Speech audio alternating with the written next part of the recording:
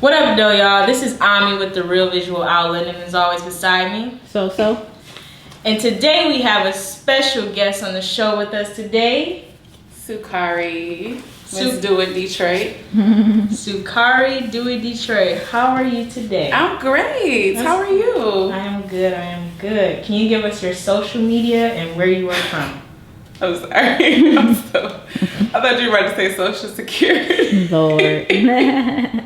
My Instagram is DoItDetroit. My Facebook is Feel Good. I also have a DoItDetroit page on there too. All right, so DoItDetroit. So that's an event platform, yep. right? And just kind of informational for what events are going on in the city, right? Yeah. So can you tell us a little bit about that? Like, how did that idea come about? Last year in May, actually, I had an accident and it like changed my life. It was like a bad thing, but it was also the best thing that happened to me because I started to do everything I ever wanted to do. Ray of Urban Nubian Collective, she invited me out to an event, and it was like I was still healing, like I don't know about people, I don't know. And it was like dope. I was like, oh, and I knew people who were there. I knew people who lived there. It was like I was supposed to be there. And I kept going to the same event at Young Phoenix House, which was at Eastern Market. It's not a thing anymore. But, and it opened my world to a wide array of events that are happening in the city for creatives. Because before I would go to like poetry events and that's all I knew, like open mics or this person is featuring their poetry and then some person might rap, and I was kind of feeling iffy because I wasn't that open-minded to things outside of poetry at a poetry open mic. But it actually helped me heal my PTSD and depression and anxiety by going to these events, being around these people. It was like a family. For last summer, the same people will come to the same events, and I was like, I want to tell people about this because people don't know. It's not a commonality, you know what I mean? Unless you're in the scene, unless you are an artist and you do this yourself. But people who aren't and may be interested will want to know about this. So I started posting do shit. Can I cuss? It's too late.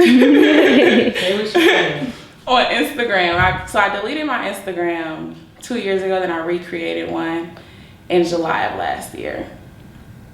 And I would just post hashtag do shit under every event I seen, repost it on my story. So I would do that every day, and it became a thing to where people would come to my story to find events. And then people would message me like, oh, this is so dope, you should make a page. I'm like, I don't know, I mean, that sounds cool, but I don't know. It's a lot of work, you know. Exactly. Posting. To consistently post. The keep up with the events that are going on. Yeah, so. To look for it and everything, because that's how I find events. I look for it myself. Most people don't send me events. Most of these events on my page aren't sent to me. So are you going, strictly through social media, or when you go to like other events, are you linking up with people? So how exactly do you find them? Yeah, I'm going through social media, Facebook, Instagram, scrolling. And then like certain events you go to, they also have like the flyers sitting around for the next event. Exactly. Like, so now I screenshot that, screenshot all of those, and I have a whole folder. Right now it's like 200 events waiting to be posted. And then the week of... Yeah, that shows that you're dedicated. So I actually want to go back, like what happened or what occurred during that accident? It was a car accident. It was a car accident. Now, did you have like a head injury? Or yep, I hit a car, then hit a pole, and I blacked out both times. But I woke up.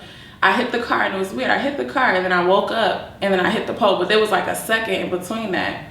So I remember being awake for that second. And then I woke up right after, and then I came back to, and I had like severe depression For a month. PSD and all of that. Yeah. Now, were you depressed before, or you were smooth? I was like dealing with mild little spurts of depression throughout my life since I was 12, but it wasn't ever anything like that. It was like, that was a whole new life. It was different. It was like, what is this? I can't control it. I don't know what's going on. I would just cry. I would like see somebody walking and then have a flashback and then just start crying. for a really long time, really hard. Like, yeah, I don't know. Yeah. But I started getting into herbs and studying herbal remedies. I started taking Damiana and Ginkgo biloba, which really helped.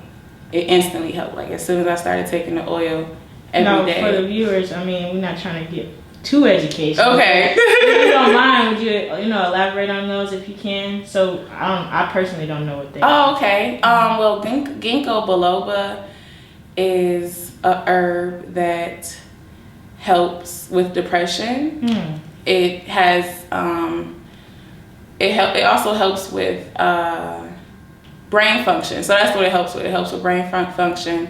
So it helps with anxiety, depression.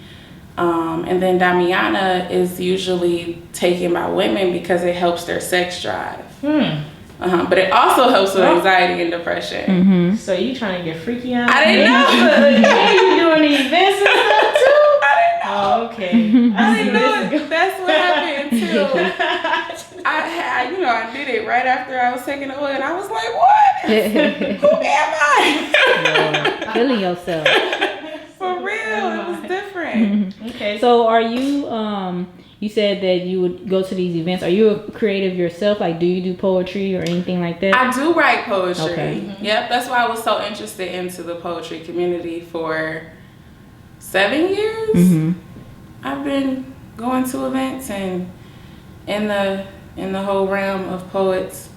I didn't perform though. I performed twice, like a little open mic, but I'm really shy. So you just keep your poems to yourself a little bit? Yeah, I think I could write a book, but to talk about it, I don't know. I feel really, it's like reading my diary. And I know that's the case for most artists because this is so personal to them.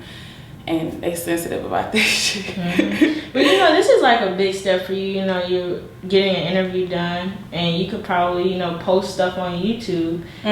Just to get your poems out there. Gosh, you ain't tell me my feet was ashy. We can't see your feet at all, not at all. So now you let the viewers know your feet was ashy. You did that. I didn't mean that.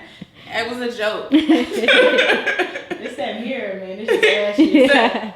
Exactly. You need to clean it. Get you some Windex. So what type of events do you post? Like you said that you were kind of, afraid to post like a church event. So now do you post church events or is it just poetry and events? I post events that promote productivity or anything that sparks creativity. So workshops, showcases, music showcases, any type of networking event, any type of open mic event,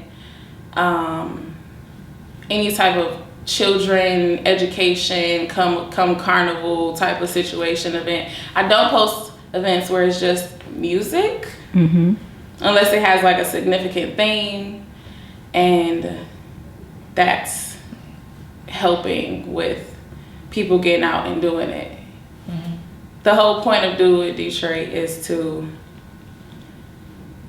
inspire people to start doing things that they want to do, or even get out and see the world, see the culture in Detroit. You know what I mean? You can't see it by going to a concert right, or going to a strip club. I mean, that is a certain culture, but the artist community is so heavy in the city. Right.